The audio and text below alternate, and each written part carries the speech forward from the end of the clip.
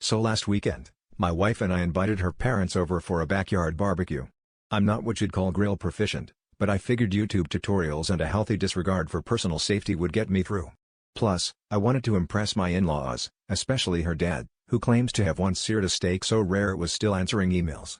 The only mildly odd thing was when my neighbor Hank saw me hauling out the grill and just gave me a solemn nod like I was heading off to war. Everything started off fine, the sun was shining, the birds were singing, and I only burned my thumb a little while lighting the charcoal. My father-in-law handed me a beer and gave me the look that said, "Don't embarrass us." I tossed on some burgers, but the grill seemed a bit sluggish. So I did what any rational adult would do, I added more lighter fluid.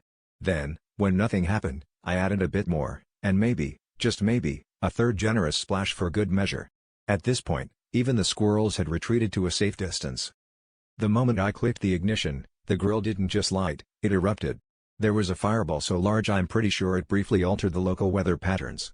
My father-in-law dove behind a lawn chair, my mother-in-law screamed, and my wife just sighed like this was somehow expected. Sirens started wailing within minutes, and as the fire truck pulled up, the fire chief hopped out, saw me, and said, "Ah, Mr. Thompson, back at it again, I see." Turns out, this was my third grilling incident this year alone, and I'm starting to think the fire department has my number on speed dial. By the time the smoke cleared, and my eyebrows regrew, my reputation with the in-laws was thoroughly roasted.